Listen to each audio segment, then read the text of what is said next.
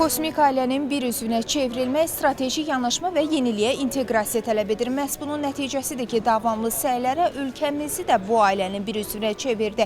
İqtisadi cəhətdən böyük səmərə vəd edən kosmik sənayenin inkişafı və stimullaşdırılması bugün paytaxt Bakıda müzakirəyə çıxarılır. Azərbaycanın bu istiqamətdəki səyləri isə kifayət qədər yüksək qiymətləndirilir.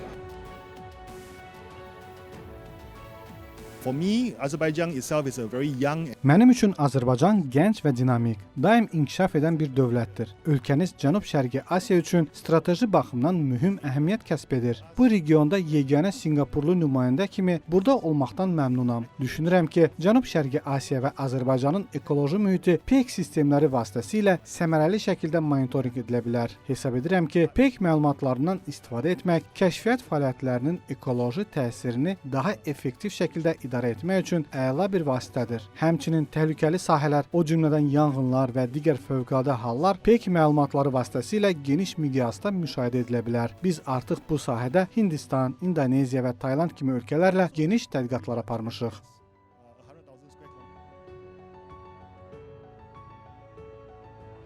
In Azerbaijan, you have a growing space. Azərbaycanda inkişaf eləməkdə olan bir kosmik sənaye mövcuddur. Təmsilçisi olduğum Macarıstan şirkəti ilə Azərkosmos arasında böyük bir əməkdaşlıq potensialı görürük. Düşünürəm ki, bu əməkdaşlıq geostasionar peyklər, yer müşahidəsi, məlumat mübadiləsi, birgə inkişaf layihələri, tədqiqat və inkişaf sahələri üzrə geniş imkanlar təqdim edir. Təklif edirik ki, Azərbaycanla birgə inkişaf eləyək. Yalnız Azərbaycan ekosistemini deyil, eyni zamanda Macarıstanın kosmik ekosistemini də böyüdək. Kosmik Texnologiyalar Konfransı Mərkəzi Asiya regionuna fokuslanır. 35 ölkədən 112 təşkilatı təmsil edən 400-dən çox iştirakçını bir araya gətirən konfransa Yaxın Şərq, Avropa, Asiya, Şimali və Cənubi Amerika, eləcə də Afrikadan nümayəndələr qatılıb. Beynəlxalq platforma çərçivəsində dayanıqlı regional inkişaf üçün yerin məsafədən müşahidəsi, Mərkəzi Avrasiyada PEC rabitəsinin rolu, kosmik sənayedə innovasiya və investisiyalar, kiçik ölçülü PEC-lər və sair kimi aktual mövzulara toxunuldu. Ev sahibi olan ölkəmizin kosmik sənayenin inkişafı üçün əsas töhfəsi isə yeni nəsil PEC-lərin orbitə buraxılışı ilə olacaq. Azərbaycan öz PEC-ləri ilə PEC xidmətləri verərək fəaliyyət göstərir. 2013-cü ildən bəri Azərkosmosun 3 PEC-i orbitə çıxarılmışdır.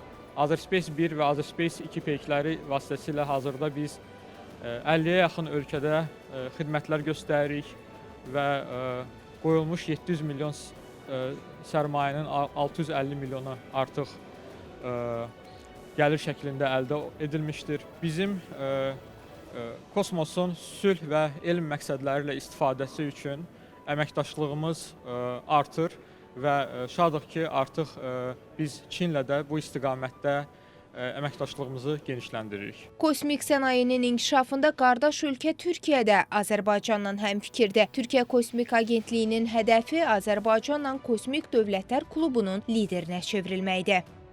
Biz kardeş ülke Azerbaycan'la buradan daha fazla pay alabilmek için işbirlikleri hem Türk Devletleri Teşkilatı içerisinde hem de birebir iki devlet arasındaki işbirliklerinde bu pazardan daha fazla pay alabilmek için neler yapabiliriz ona odaklanıyoruz ve birlikte çalışmalarımız var.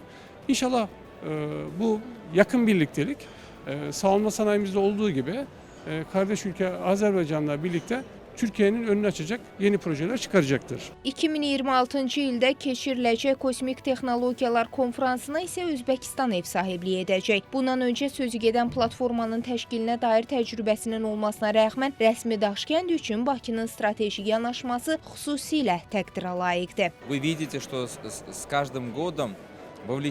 Görürsünüz ki, hər il fərqli ölkələrin dövlət qurumlarının tədbirdə iştirakı artır. Əgər birinci konferansda yalnız 6 agentlik iştirak edirdisə, artıq biz 11-dən çox kosmik agentliyin iştirakının şahidi oluruq. Bu, platformanın dəyərini göstərir. Ümid edirik ki, növbəti il Daşkənddə bu prosesi daha da genişləndirəcəyik. Bir neçə əlavə tədbir təşkil etməyi də planlaşdırırıq. Bütün bunları Kosmik Günlər adı altında Özbəkistanda təşkil etməyi düşünürük. Azərbaycanın bu sahədə çox böyük təcrübəsi var. Buna görə də bizim üçün birincisi bu ölkənin təcrübəsini öyrənmək çox maraqlıdır. 2 gün davam edən konfrans sənaye liderlərinin çıxışları, sessiyalar və panel müzakirələrlə zəngin olacaq. Zeynəb Mirzəyeva, Azər Qarayev, Real.